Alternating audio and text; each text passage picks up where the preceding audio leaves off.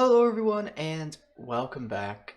Today I've got another video for you guys, a top 5 drafts. I'm going to be ranking every single team's draft and grading every single team's draft. I'm not going to go every single pick because that'll take forever, but just what I think of their overall draft and all that fun stuff. So, let's get it rolling.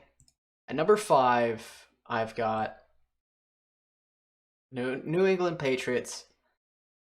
They went Mac Jones with their 15th pick, which originally I said was, a B plus because I don't really like Mac Jones too much. But the fact that they get a quarterback at 15 and they don't need to do anything for it is just great for them. I mean, you get another shot at finding the guy that can potentially lead you to a Super Bowl in the future. Right now, I don't think that's Cam, so you got to find it somewhere else. And getting a Mac Jones to do that is just it's just good for them. And then they went Christian Barmore in the second, and he was very, very high on my board. So that was easily an A plus for me. And then Ronnie Perkins, my goodness, that's value. I thought he was going in the first potentially. I think I mocked him in the first in my actual mock draft to like a Buccaneers team, maybe. Maybe it went to the Bills. I'm not too sure, but it was an edge rusher. It might have been to Baltimore as well, but either way, he could have gone in the first, but he ended up going in the third, and that's tremendous value. Ramondre Stevenson was not really the type of guy you want to draft, especially in the fourth with those character concerns. But by all means, it's not a bad pick, and it'll be a running back to go in that room that could potentially break out for them. They haven't really found that for themselves yet, but it's a potential. And then the rest is just, those guys aren't really going to be starting per se. So, but they were pretty decent picks as well. So that's why they're at number 5 here. I would have just used the Ramondre Stevenson pick for something else. I think Michael Carter might have been still on the board. Actually, no. I think he went at the one of the first few picks of the fourth, so maybe not. But yeah, not too much I would change about this, but I do think the Ramondre Stevenson pick is not too great, and it's not like they got any tremendous value anywhere else. So number 4, we've got the Eagles here. The Eagles, surprisingly, after looking through all these picks, just did fantastic. The only one I would change is probably Landon Dickerson. I probably would have gone, corner there and Asante Samuel Jr. But other than that, they had a fantastic draft. They even got Marlon Tuipulotu in the 6th, which is tremendous value. Patrick Johnson is also fantastic value. They're in the 7th. They just used all their picks with greatness. I mean, do you really want to change anything else about this draft? Get Kenneth Gainwell in the 5th. That's also tremendous value. Get that backup running back to Miles Sanders. And yeah, the Landon Dickerson is by all means not a bad thing for them because that offensive line is aging, especially on the interior, and they're going to need it eventually. So why not start now? And it's not like they're contending, so they don't really need to use that for a pick that would help them win right now. So it's by all means not a bad pick. And yeah, the move to get to Devontae Smith at number 10 was just absolute genius. They move back and get back up to take a guy that they probably would have had to take at number 6 anyways. So you get an extra first from the Dolphins. So I'm not complaining if I'm an Eagles fan right now. You're looking pretty good for the future. And I think this roster is going to be transformed by this draft, I would say. Just a fantastic draft by the Eagles. The Browns here at number 3, they get fantastic value here in JOK, the guy up on the screen. He did have some heart issues, apparently, and that's why he dropped, but they ended up getting cleared after he went to the doctors once again. And they didn't get those medical clearances before the draft, so a lot of the teams just avoided him for whatever reason. I guess they didn't really look into the details too much. Maybe they thought that, we don't want to deal with a heart issue, so we're not going to draft this guy. Um, but him falling to the second is just insane to me. You had Caleb Farley, who had a back surgery been done on him, and he goes, you know, probably like 10 to 15 picks, maybe more like 5 to 10 picks further back than where he should have been drafted. JOK went about a whole round after he should have been drafted. So that's pretty insane considering no work had been done on him. Um, Getting Greg Newsome in the first is by all means a fine pick. Uh, I don't personally like Greg Newsome, but I can see why people do. I wouldn't have given him I think I gave him like a B or B plus for this pick. So it's by all means not bad. Anthony Schwartz getting you, that speed guy that'll help you um, while you're a contending team like the Browns are. James Hudson could easily develop into that tackle that at least will be a backup for now, but he could transition into the starting role. And Demetric Felton, in the sixth, not bad value for them at all. Getting that back up to the Chubb and Hunt combo. So yeah, just an all around fantastic draft. But they did not beat out number two, and that is the Chicago Bears. The Bears here are just they drafted out of their minds. I mean, Justin Fields at 11. How in the world did that happen? That's easily the steal of the draft. It's not even close. Getting in my opinion, and in some people's opinions, the second best quarterback and even the second best prospect at 11 is just crazy. Um, so I don't think the Bears fans would have it any other way. And they didn't have to give up too much. Like, if you wanted Justin Fields, we were thinking, okay, if you're the Bears, you have to give up pretty much all your first rounders and then some to get Justin Fields. Whereas here, you're only having to give up a first and then like a fourth and a fifth. So it's not bad at all for them. And then they trade back up also to get Tevin Jenkins in the second to protect Justin Fields. I like the pick a lot. I was thinking he was going, early 20s, late teens, and he ends up falling to the early second round. I do not mind trading up to get that value as well. And then they just spent the rest of the picks on good depth pieces that were good values. And I think Das Newsome um, could be a wide receiver 3 for them potentially behind Darnell Mooney and Allen Robinson. So fantastic for the Bears. And some honorable mentions here. We got the New York Giants. This played out very similarly to what the Browns had. Um, they have a decent pick in my opinion in the first, not amazing or anything. But Kadarius Toney on my board is probably like the 40th ranked prospect, but it's by all means not a bad pick. It's not really like a reach. It's more of like an interesting way you could go about it. It's kind of like picking a very high upside player, but he's kind of uncertain. That's what Kadarius Toney had in terms of where he ranked for most people. But he broke out in his senior season, and so he wasn't that type of receiver that you sought out in the early first like you did with those first three wide receivers. It wasn't like Rashad Bateman where he broke out in his true freshman season.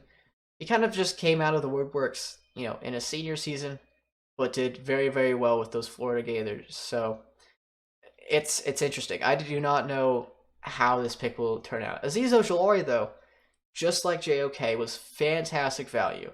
And, I mean, they traded down in both these cases. So it just makes it so much better for them. And I think you can make a case for the Giants to be at 3. And I think, the Giants are much closer to the Browns at 3 than, like, the Browns are to the Bears at 2. Like, that's how tight these guys are, and that's why I kind of wanted to make a honorable mentions here.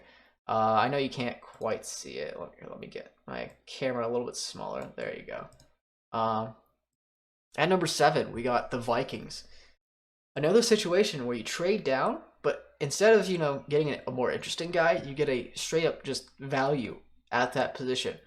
Um, Getting those extra third round picks from the Jets was just an absolute steal for them, and they turned that into Kellen Mond and Wyatt Davis, which are by all means not bad picks. Kellen Mond was projected to go in probably like the early second, potentially late second to guys that needed a quarterback at that spot. But the Vikings got him in the early third, and they got Wyatt Davis, who could definitely start for them week one. However, I do not like the rest of their picks. They didn't really take advantage of them um, in ways that I definitely would have. I don't see any of these guys really starting for them, but I think they have the highest possibility to have the most starters out of this draft because they did, use their first pick on a huge value. They used a guy in a third who's definitely a day one starter, and Kellen Mond could easily, you know, take over for Kirk Cousins in the future. And you got Patrick Jones. They took shots on the rest of these guys basically, and you know even though it probably would have been an A+ had they gone for best player available values or scheme fits at the position, um, or a combination of both, then I think it would have been way higher on this list. But by all means, not bad for them at all. And at number 6, the Chargers are here. I don't know why people are saying that the Chargers are they didn't have like a great draft overall, even though they got probably the two biggest steals or two of the biggest steals in the whole draft. People were saying that Rashawn Slater was not getting past 10 to the Cowboys. They end up trading down to 12, which is still ahead of the Chargers, and they didn't take Rashawn Slater. So yeah, you could have seen him go to Denver, and I think that would have been a better pick for them. Could have seen them go to the Panthers at 8. That would have not been a bad pick at all.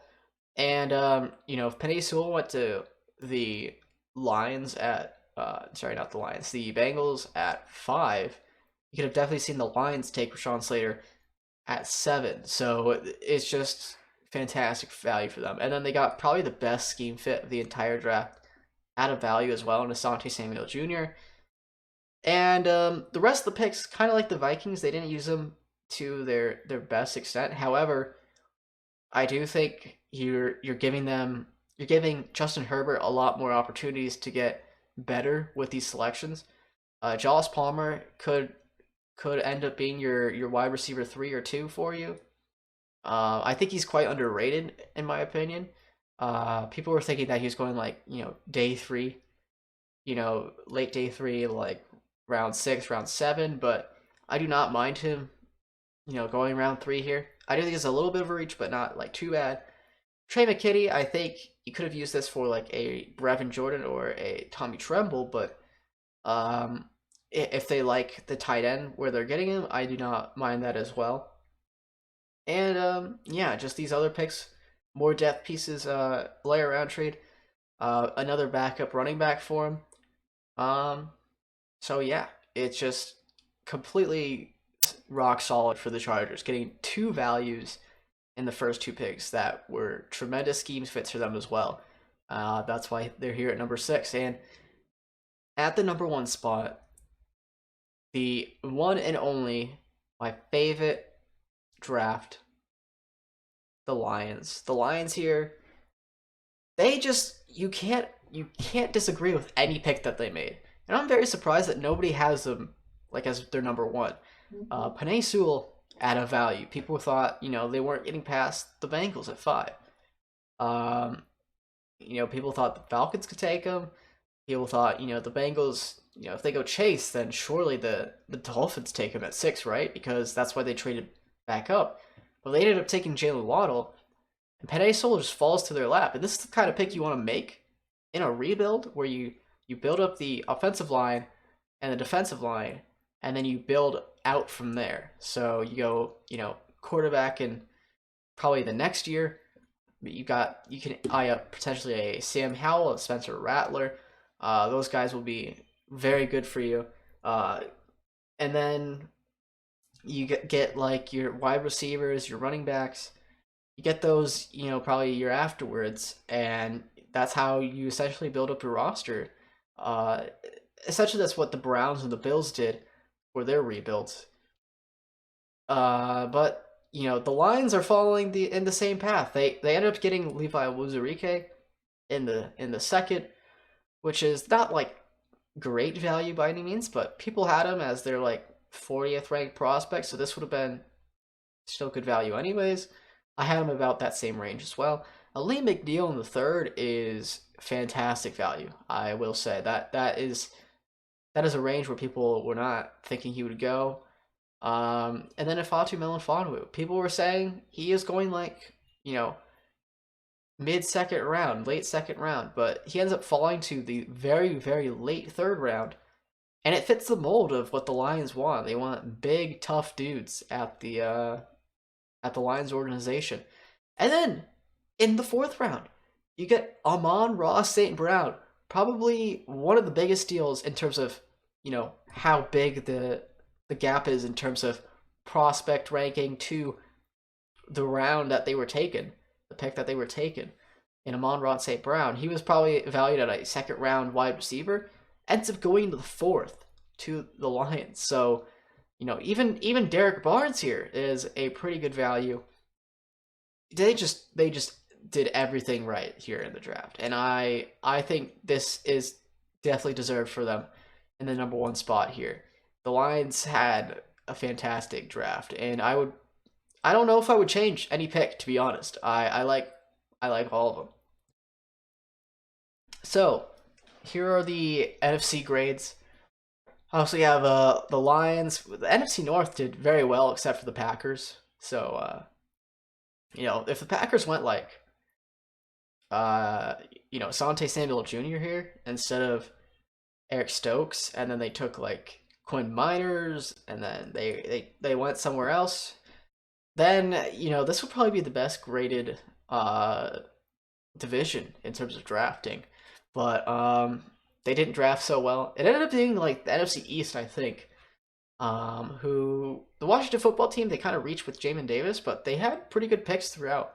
Diami Brown at the third was really good for them, and yeah, we had the Panthers take J.C. Horn, which I didn't like, but then they used the rest of their picks pretty damn well as well. And then the Falcons, not too bad for them as well. They took Kyle Pitts at 4, which is probably what I would have done could they not get a trade back. And then they went Richie Grant, which is my favorite safety in the class.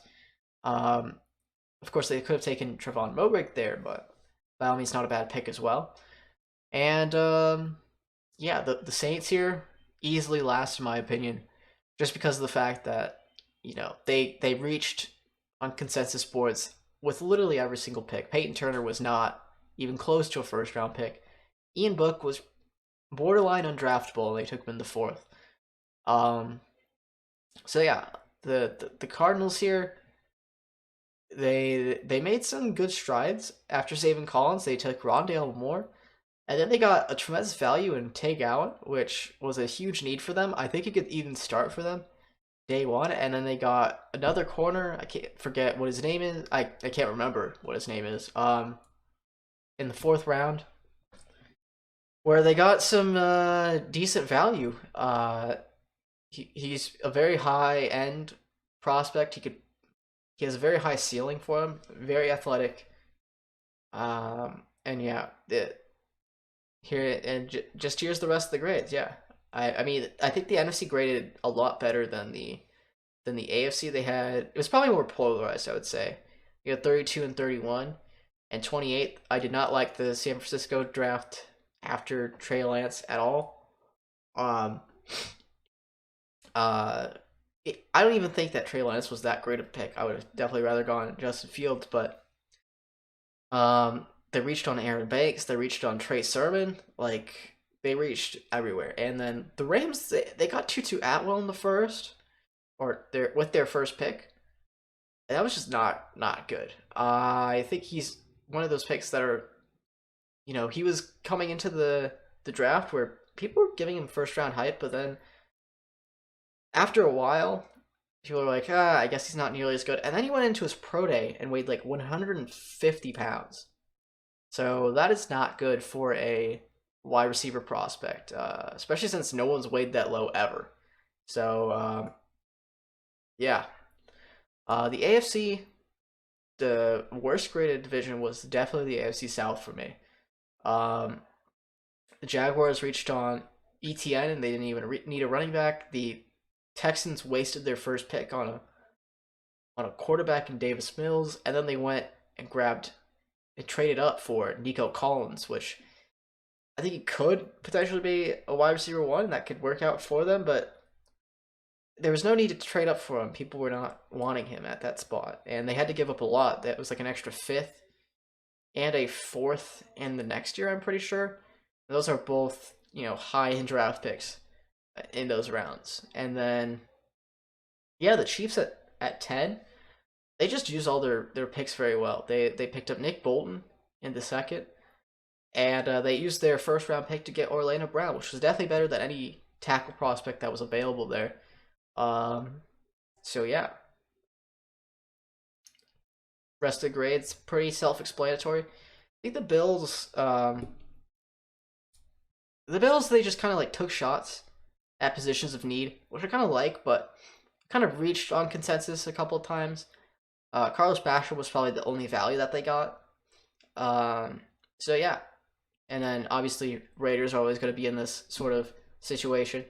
Oh yeah, here are the Bengals at 17. Here, let me go back as well. Um, you had the Bears here at 2. Um, so yeah, hopefully you guys enjoyed this video. More to come. I'll be starting to do more prediction videos, potentially power rankings, all the sort of stuff that you'd like to see in the off season. And yeah, make sure to like, subscribe to the channel. And I'll see you guys next time.